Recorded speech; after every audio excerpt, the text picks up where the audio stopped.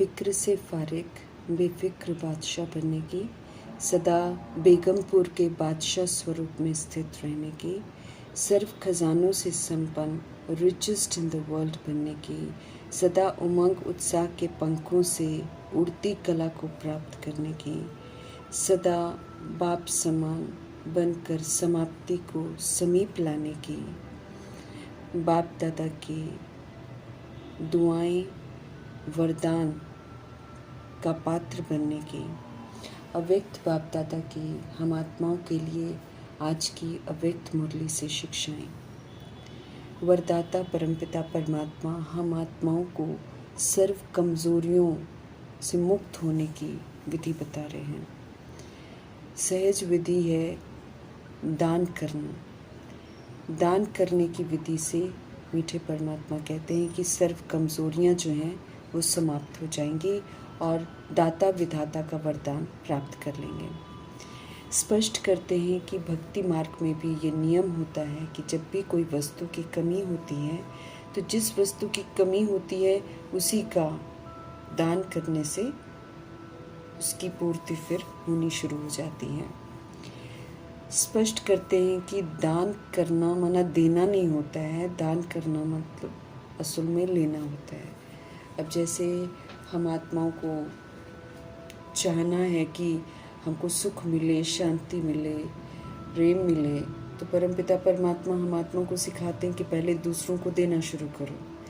जब हम दूसरों को देना शुरू करते हैं तो फिर दूसरों से मिलना शुरू हो जाता है। तो देना थोड़ी होता है, असल में देना लेना हो जाता है। इसी तरह हम मीठे मीठे परमपिता परमात्मा को जो समर्पण करते हैं, फिर बाबा हम ही को वापस करते हैं खजाने के रूप में और सफल करने की समझ देते हैं। तो हम प्रभु जी को भी कुछ देते थोड़ी हैं, बदले में हम तो कमी कमज़ोरियों को देते हैं, हम तो बुराइयों को देते हैं, लेकिन हमें बदले में भरपूर खजाने मिलते हैं और हर तरह से बाबा हमको धनवान बनाते हैं, संपन्न बनाते हैं, संपूर्ण बनाते हैं। तो देना जो होता है, दान करना जो होता है, वो असल में लेना बन जाता है। तो मीठे बाबा कह रहे हैं कि किसी भी कमज़ोरी को अगर हम वाकई दिल से समाप्त करना चाहते हैं तो दाता और विधाता बनना सहज विधि है। समझ देते हैं कि यदि हम सभी आत्माएं भगवान से मिले हुए खजानों को यूज़ करते हैं और फिर उन खजानों को यूज़ करके उसका जो सुख है वो हम और अन्य आत्माओं तक पहुंचाते हैं या फिर उन खजानों को दूसरी आत्माओं तक पहुंचाते हैं, निमित्त बनते हैं और निमित्त बन सहारा बन जाते हैं, तो कमज़ोरियों से हमारा किनारा स्वतः ही हो जाता है। क्योंकि प्रभु के खजाने सुख देने वाले खजाने हैं। तो जब हम उन खजानों का सुख सबको देते हैं तो फिर कमी कमज़ोरियाँ कहाँ चली जाती हैं पता भी नहीं चलता है, किनारे हो जाते हैं।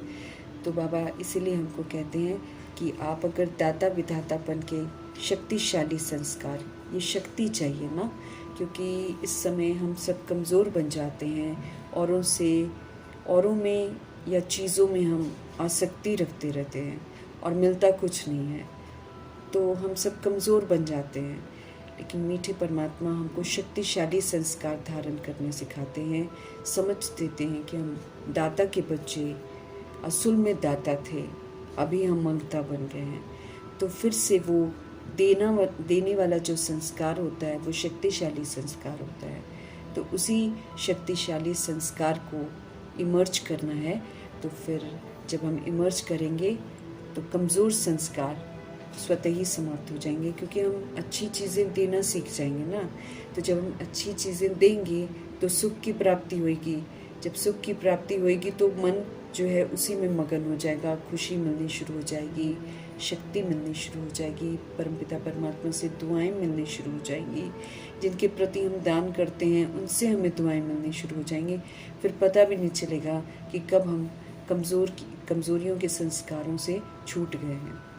तो सुंदर सी विधि बाबा हमको बताते हैं दाता विधाता की, कि परमपिता परमात्मा से जो भी हमको मिलता है, ज्ञान मिलता है, गुण मिलते हैं, शक्तियाँ मिलती हैं, खुशी, संतुष्टता, वरदान, स्वमान, सर्व संबंधों का बाबा के साथ सुख मिलता है, स्वयं बाबा हमको मिलते हैं। तो बाबा शब्द भी जादू का शब्द है, ये बोलने से भी ज़िंदगी में जादू हो जाता है। तो जब हमको इतने सारे सुंदर खजाने मिलते हैं, इन खजानों को बाबा कहते हैं एक बार प्रयोग में लाकर फिर इनको सेवाओं में लगाओ, अन्य आत्माओं को निमित्त बनकर इन खजानों का सुख दो, तो असीम खुशी की प्राप्ति होगी, शक्ति की प्राप्ति होगी, जिससे फिर हमें कमी कमज़ोरियों से मुक्त होना बिल्कुल सहज हो जाएगा। तो दाता विधाता का वरदान हमको प्राप्त करना है दान की विधि से। सर्व खजानों का सूक्ष्म दान करना है, इसकी हर आत्मा प्यासी है। तो जब ये शक्तिशाली संस्कार हमारे अंदर आ जाते हैं तो फिर कमज़ोरियों के संस्कार अपने आप खत्म हो जाते हैं। मांगने के संस्कार, कमज़ोरियों के संस्कार हमको फिर जैसे कमज़ोर बनाते हैं ना, तो बाबा के शक्तिशाली जो विधियां हैं, शक्तिशाली संस्कार जो हैं, वो फिर से हमको सशक्त बनाते हैं। और ये जो हम आत्मा में सशक्त बनाता है, ये फिर दूसरी आत्माओं को भी ऐसा बना देता है, सशक्त बनाता है। तो औरों के लिए एक निमित्त हम सहारा बन जाते हैं। ऐसे हम आत्माओं को सर्व तरह की कमी कमज़ोरियों से मुक्त होना है, दाता विधाता का टाइटल कमाना है। बाबा कहते हैं कि कमी कमज़ोरियाँ तो होती हैं ना, लेकिन अब तो श्रेष्ठ भाग्य है, परमपिता परमात्मा से हमको श्रेष्ठ भाग्य प्राप्त होता है। तो सदा हम श्रेष्ठ भाग्य के गुण गाते रहें, कमज़ोरियों का जिक्र न करें, क्योंकि जिसका हम जिक्र करते हैं फिर हम वैसे ही बनते जाते हैं। तो कमज़ोरियों के जिक्र को छोड़कर अपने श्रेष्ठ भाग्य के गुण हम गाते रहें। श्रेष्ठ भाग्य हमको मिला है, उसी के सिमरन में रहें, उसी के गुण गाते रहें और भाग्य को श्रेष्ठ बनाते ही चले जाएं। अब कमज़ोरियों से हम किनारा कर लें।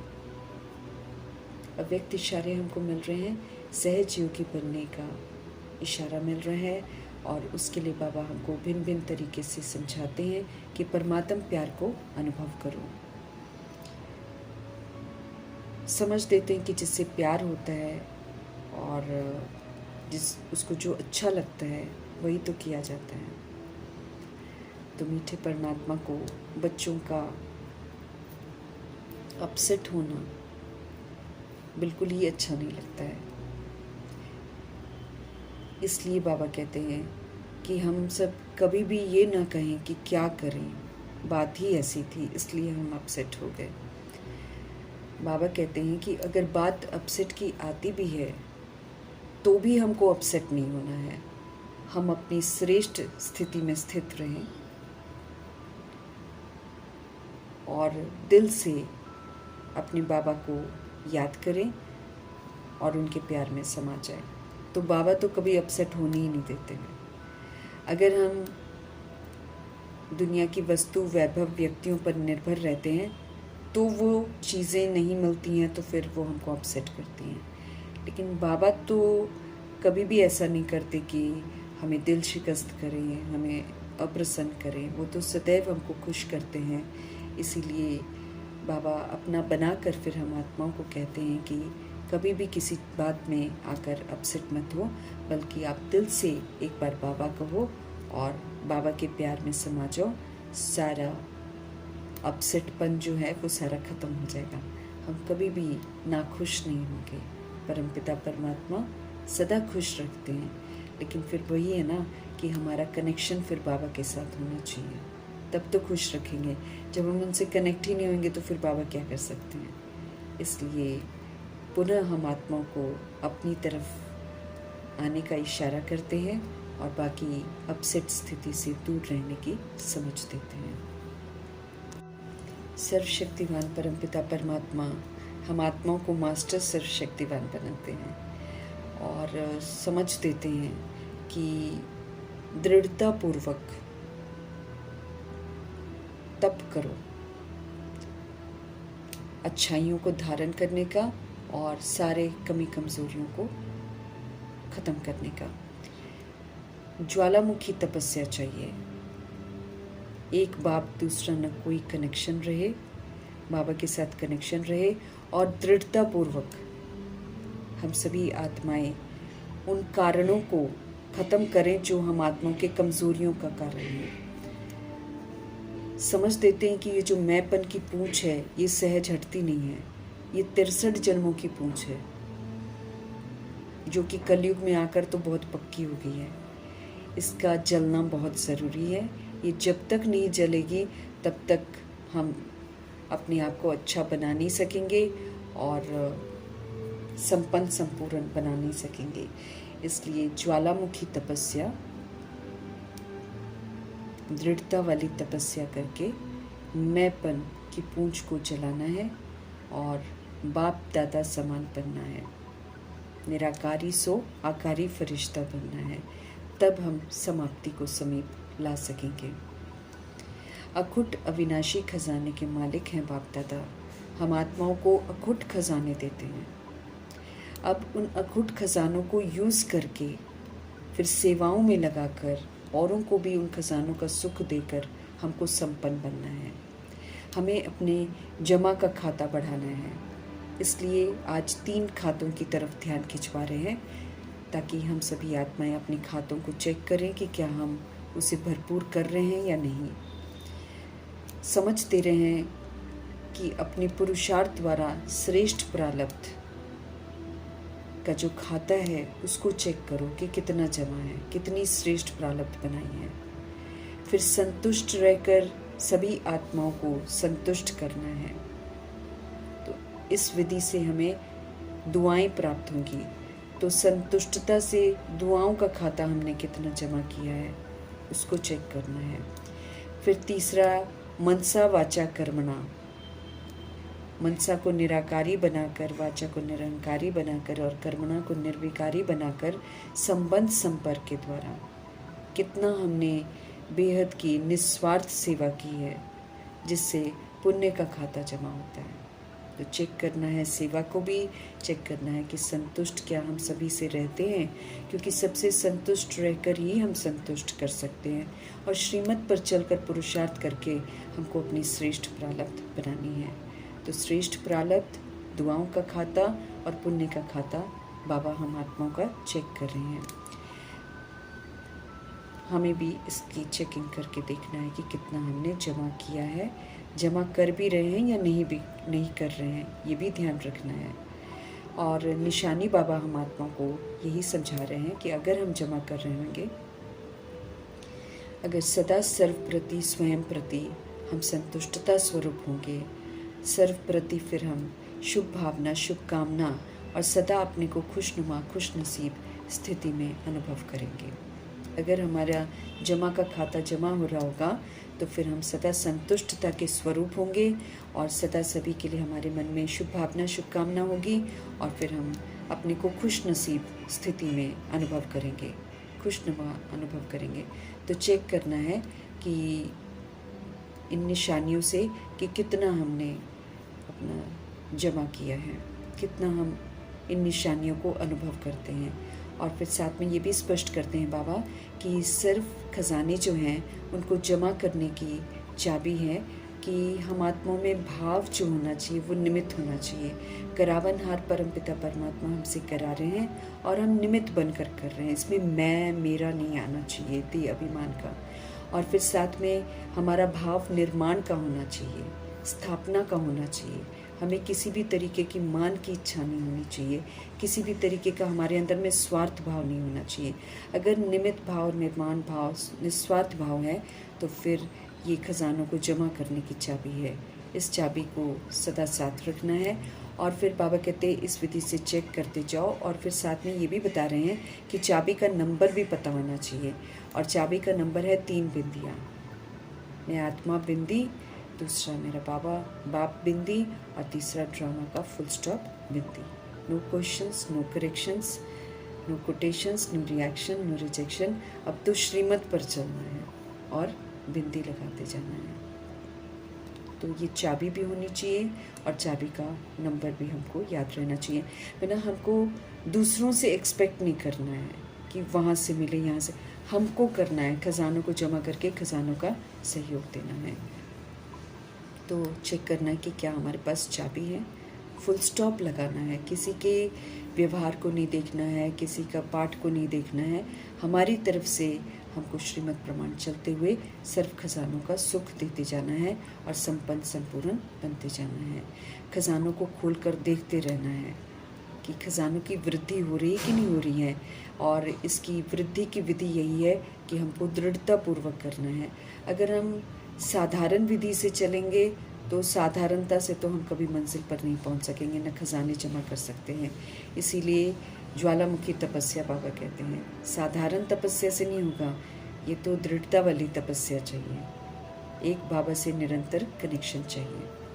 तो दृढ़ता होगी तो बाबा कहते हैं किसी भी कार्य में कोई भी संकल्प ऐसा नहीं चलेगा कि होगा कि नहीं होगा, बल्कि ये तो ईश्वरीय कार्य है। और इसमें तो हमेशा एक दृढ़ विश्वास रहना चाहिए, दृढ़ता की स्थिति होनी चाहिए कि सब कुछ हुआ ही पड़ा है, बना ही पड़ा है।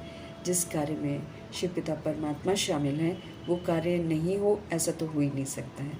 तो बनेगा, जमा होगा, नहीं होगा, नहीं, ऐसा नहीं हमको करना है। होना तो चाहिए, ये भी हमारी भाषा नहीं होनी चाहिए, बल्कि दृढ़ता वाला निश्चय बुद्धि निश्चिंत और निश्चित अनुभव करेगा। इसीलिए दृढ़ता से सब कुछ करते हुए हमको निश्चय बुद्धि होकर रहना है। हम बाबा के कहने पर सब कुछ कर रहे हैं, करावनहार करा रहे हैं, तो सदा निश्चिंत भी रहना है और निश्चित विजय होनी है, ये भी हमको अनुभव करना है। मीठे परमात्मा ने हम आत्माओं को पहले भी समझाया है कि ज़्यादा से ज़्यादा सर्व खजानों का खाता हमको जमा करना है। तो फिर मन मनाभव के मंत्र को यंत्र बना लेना है। मन अगर प्रभु में लगा रहेगा, हम राइटियस कर्मा करते रहेंगे, कभी भी हम जमा करने से विस्मृत नहीं होंगे। सदा बाप के साथ रहना है, बाबा के पास रहना है और पास होना है। बाबा के पास रहेंगे, बाबा के साथ रहेंगे, सही विधि से चलते रहेंगे, जमा का खाता भी होता जाएगा और फिर सारी बातें जितनी भी हैं उसको हम क्रॉस करते जाएंगे और फिर हम पास विद ऑनर भी बन जाएंगे। तो तीनों पास जो हैं वो हमको ध्यान रखने कि क्या हम पास रहते हैं, बाबा के पास रहते हैं, बातों को पास करते जाते हैं, पेपरों को पास करते जाते हैं, विपत्तियों को पास करते जाते हैं और फिर पास विद ऑनर बनते हैं। तो अगर हमारे पास तीनों पास होंगे तो फिर बाबा यकीन दिलाते हैं कि हमें राज्य अधिकारी बनने की फुल पास मिलेगी, क्योंकि सतयुग में और सचखंड में एंट्री के लिए पास भी तो चाहिए, तो फिर हमको फुल पास मिलेगा। तो ये फुल पास भी हमको लेना है और चेक करते रहना है कि कहाँ तक हम इसके करीब आए हैं। संपूर्ण बनना है, निश्चय बुद्धि विजयी हैं, इस विश्वास के साथ इस पुरुषार्थ में तत्पर रहना है। फिर बाबा हमको ध्यान खिंचवा रहे हैं कि समय की पुकार, भक्तों की पुकार, मन की आवाज़ हमको सुननी चाहिए। अभी अभी संपन्न, अभी अभी संपूर्ण बनना ही है, सोचना नहीं है। सोचने वाले तो सोचते रह जाएंगे। समय के अनुसार हमको हर समय एवर रेडी का पाठ पक्का करना है। जब हम सब ने मेरा बाबा का है, प्यारा बाबा का है, मीठा बाबा का है, तो जो प्यारे होते हैं उनके समान बनना हमको मुश्किल होना नहीं चाहिए। ये उम्मीद रखते हैं बाप दादा हम आत्माओं से। समय प्रति समय समान बनने में विघ्न ज़रूर पड़ते हैं, ये बाप दादा देख रहे हैं। लेकिन फिर भी बाबा कहते हैं, पास तो प्रसिद्ध शब्द है ना, तो बाबा हमको कहते हैं कि सदा बाबा के पास रहो और फिर बाप समान बनने का लक्ष्य जो है उसको प्राप्त करो। और जो विघ्न बन जाता है बाप समान बनने में, वो है मैंपन। ये देह का जो मैंपन है ये हमको बाप समान बनने नहीं देता है। इसलिए बाप दादा ने हम आत्माओं को पहले भी समझ दी है कि मैं शब्द को हमें अकेला यूज़ नहीं करना है, इसको हमेशा जुड़वा शब्द बोलना है, मैं आत्मा।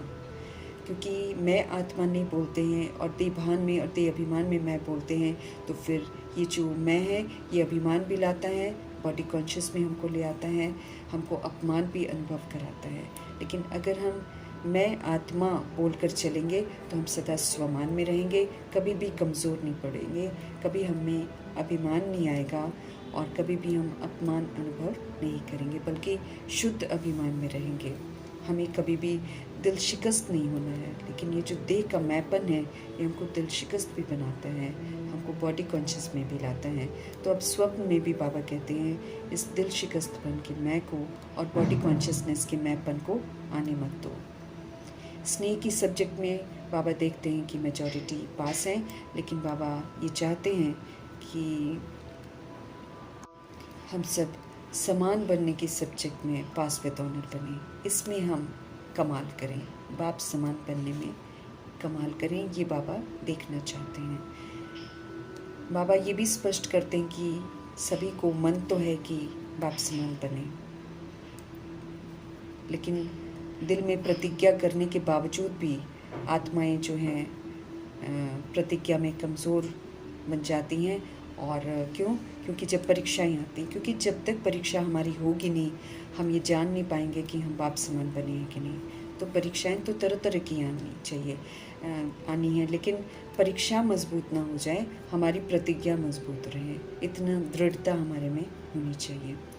सिर्फ चाहना थोड़ी रखनी है कि बाप समान बनना है, बल्कि प्रैक्टिकल में करके दिखाना है। इसलिए दृढ़ता से प्रतिज्ञा को पूरा करना है। उस दृढ़ता में कमी आ जाती है, बाबा कहते हैं, इसलिए समान बनने की मंजिल दूर हो जाती है और समस्याएं जो हैं वो स्ट्रांग हो जाती हैं। अब समस्या या तूफान जो है, ये तो एक पेपर है, बाबा कहते हैं, जिन पेपरों को हमको पास करना है, लेकिन उसको देखकर दिल शिकस्त हो जाते हैं, तो समस्याएं फिर ज़्यादा स्ट्रांग हो जाती हैं, परीक्षाएं ज़्यादा मजबूत हो जाती हैं। पर मजबूत तो हमको बनना है ना। फिर बाबा हम आत्माओं का ध्यान इस तरफ भी खिंचवाते हैं कि जैसे हनुमान जी को ले लो, उनको महावीर भी कहा जाता है, लेकिन साथ में पूंछ भी दिखाते हैं। तो ये जो पूंछ होती है, ये 63 जन्मों के मैंपन की पूंछ है, जिसको महावीर जी आग लगाते हैं, है ना, और फिर उसके साथ पूरी लंका को भी जलाते हैं। पुरानी दुनिया फिर समाप्त हो जाती है। जब ये मैंपन खत्म होता है ना, तभी पुरानी दुनिया के मैंपन की समाप्ति होती है। तो ये जो मैं है, ये मैं की पूंछ को बाबा कहते हैं जलाओ, तब समाप्ति समीप आएगी। और लेकिन जलाने के लिए फिर बाबा ध्यान खिंचवा रहे हैं कि साधारण तपस्या से ये जलने वाली नहीं है, इसके लिए तो ज्वालामुखी तपस्या चाहिए, दृढ़ता की तपस्या चाहिए। ज्वालामुखी याद की ज़रूरत है, और कोई मुझे याद ना आए एक शिव पिता परमात्मा के सिवाय। तो एक बाप दूसरा न कोई की याद की ज़रूरत है। इसलिए ज्वाला देवी का भी यादगार है। जिन आत्माओं ने ऐसी ज्वालामुखी तपस्या करके मैं को जलाया है, उन्हीं के यादगार में ज्वाला देवी का यादगार बना हुआ है। शक्तिशाली याद है, वहाँ ज्योत जगती रहती है। तो सदा जागृत अवस्था में रहेंगे, जागती ज्योत रहेंगे, तो फिर कोई भी कमी कमज़ोरी हमारे समीप नहीं आ सकती है। मन में हमें सदा धुन लगी रहे कि मुझे बाप समान बनना ही है, तभी हम मंजिल तक पहुंच सकते हैं, तभी हम समाप्ति को समीप ला सकते हैं।